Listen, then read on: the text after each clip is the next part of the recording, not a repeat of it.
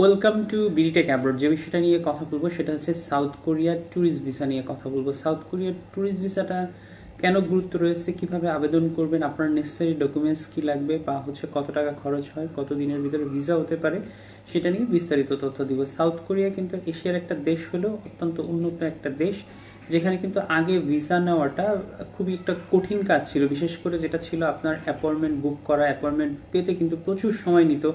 এরপরে হচ্ছে ভিসার জন্য আবেদন করতে হতো। এখন কিন্তু একটা ফ্লেক্সিবিলিটি তৈরি হয়েছে, সেটা হচ্ছে এখন কোনো অ্যাপয়েন্টমেন্ট লাগছে না, সরাসরি ফাইল নিয়ে গিয়ে জমা দিলে কিন্তু আপনার ভিসার জন্য অ্যাপ্লাই হয়ে যাচ্ছে।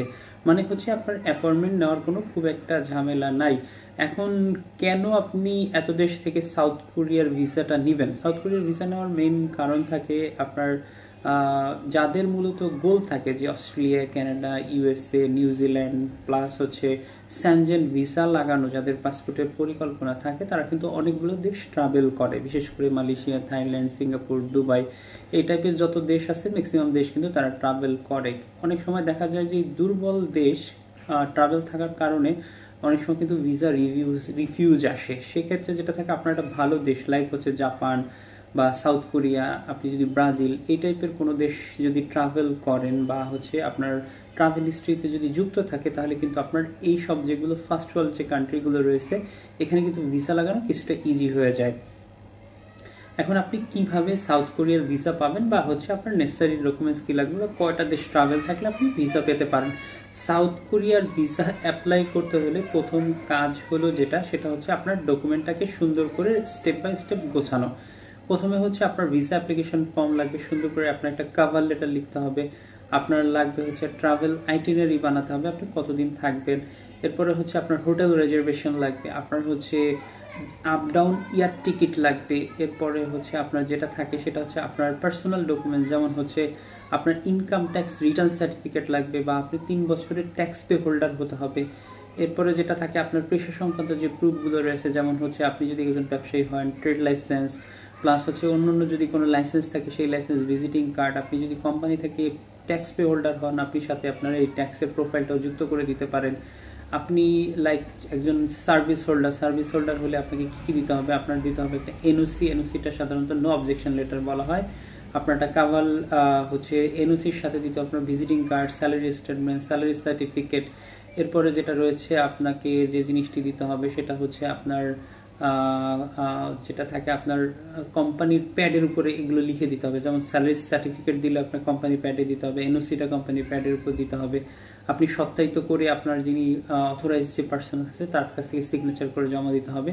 আর এইটা হচ্ছে কোম্পানির প্যাডটা ডেফিনেটলি আপনি সাদা কোনো যেগুলো প্রেস থেকে প্রিন্ট করা মানে বানানো ওই প্যাডের উপরে কিন্তু দিতে হবে। আদারওয়াইজ অনেকে থাকে কম্পিউটারে প্রিন্ট করে দেয়, এগুলো কিন্তু সাধারণত একসেপ্ট করে না ম্যাক্সিমাম এমবাসিগুলো। অনেক সময় ফাইল জমা নিলে কিন্তু ভিসা রিজেকশন আসে। এরপরে যেটা থাকে, আপনার যদি আপনি স্টুডেন্ট হন তাহলে হচ্ছে আপনাকে দিতে হবে এনওসি দিতে পারেন, আপনার হচ্ছে লিভ অফ অ্যাবসেন্স দিবেন, প্লাস হচ্ছে আপনার কার্ড যেটা আছে যে আপনার আইডি কার্ড, সেই আইডি কার্ডটা আপনি শো করবেন। সাথে যদি আপনার স্পাউস, ফ্যামিলি বা হচ্ছে বাচ্চারা ট্রাভেল করে, তাহলে আপনার ম্যারেজ সার্টিফিকেট, বাচ্চাদের বার্থ সার্টিফিকেট দিলে হয়ে যাবে। এটা হলো মূলত বেসিক ডকুমেন্টস। এর সাথে সবচেয়ে ইম্পর্টেন্ট যে ডকুমেন্টসগুলো সেটা হচ্ছে আপনার ট্রাভেল হিস্ট্রি। ট্রাভেল হিস্ট্রিটা আপনি সুন্দর করে গুছিয়ে লিখবেন যে আপনি কত তারিখে ঢুকছেন, কোন কোন দেশ ট্রাভেল করছেন, এটা সুন্দর করে একটা প্যারাগ্রাফ আকারে লিখে আপনি এটা জমা দিবেন। আপনার ব্যাংকের স্টেটমেন্ট দিতে হবে, লাস্ট 6 মাসের স্টেটমেন্ট। আপনি ব্যাংকে কত টাকা দেখাবেন অনেকের প্রশ্ন থাকে। সাধারণত যেটা থাকে আপনি 10 লাখ টাকা প্লাস আপনি দেখান যদি সিঙ্গেল একজন পার্সন অ্যাপ্লাই করেন। সাথে যদি আপনার ফ্যামিলি মেম্বার থাকে আপনি আরো 5 লাখ করে ইনক্রিজ করতে পারেন। এটা একটা স্ট্যান্ডার্ড। আর যেটা থাকে সাধারণত আপনাকে যে জিনিসটি মেজর করতে হবে সেটা হলো আপনি কত টাকা আর্ন করতেছেন, কত আপনার সেভিং আছে, সেই বিষয়টাকে কিন্তু আপনাকে প্রুফ অফ ফান্ড যেটাকে বলা হয় সেটা আপনাকে সুন্দর করে উপস্থাপন করতে হবে। আপনি চাইলে আপনার অ্যাসেট থাকলে অ্যাসেট ভ্যালুয়েশন দিতে পারেন। এরপরে যেটা থাকে, যদি আপনার আদার্স আরো কোনো জিনিস থাকে লাইক হচ্ছে অ্যাসেট ভ্যালুয়েশনের সাথে আপনার গাড়ি বাড়ি আদার্স প্রপার্টি থাকে, সমস্ত কিছু আপনি কিন্তু যুক্ত করে দিতে পারেন।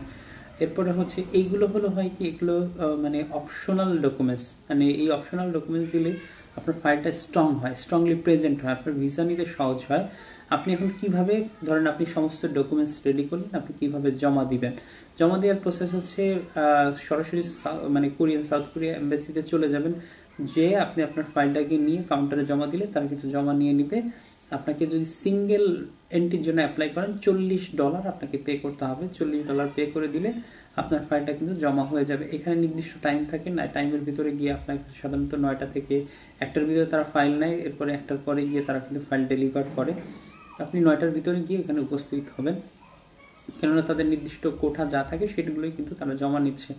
আর কোনো অ্যাপয়েন্টমেন্ট লাগছে না, সরাসরি ফাইল গিয়ে আপনি এখানে কিন্তু জমা দিয়ে দিতে পারছেন। এটা কিন্তু ভালো অপরচুনিটি, বিশেষ করে যেহেতু তারা এখান থেকে মানে যে অ্যাপয়েন্টমেন্ট লাগছে না, সরাসরি ফাইল জমা দিতে পারছেন। তারা মানে ভিসা দিবে বিদায় কিন্তু তারা এই ফ্লেক্সিবিলিটিটা তৈরি করছে যাতে বাংলাদেশি মানুষ ভিসা পায়। সেই জন্য কিন্তু মূলত সাউথ কোরিয়া এটা প্রসেস করছে। যারা পরিকল্পনা আছে সাউথ কোরিয়াতে অ্যাপ্লাই করা, তারা এই মুহূর্তে কিন্তু অ্যাপ্লাই করতে পারেন। এই হলো মেইন বিষয় সাউথ কোরিয়া নিয়ে। যদি আপনাদের আরো কারো কোনো তথ্য জানার থাকে বা কোনো বিষয় যদি আপনাদের আগ্রহ থাকে জানার, অবশ্যই কমেন্টসে কমেন্ট করবেন। সাউথ কোরিয়ার যদি ফাইলকেও আমাদের মাধ্যমে প্রসেস করাতে চান, আপনারা কিন্তু চাইলে প্রসেস করায় নিতে পারবেন। আমাদের অফিসের ডিটেলসটা ডেসক্রিপশন বক্সে দেওয়া থাকবে, আপনারা চাইলে সরাসরি এখান থেকে নিয়ে আমাদের সাথে কানেক্ট করে আপনার ফাইলটা জমা দিয়ে আপনি প্রসেস করে নিয়ে নিতে পারেন।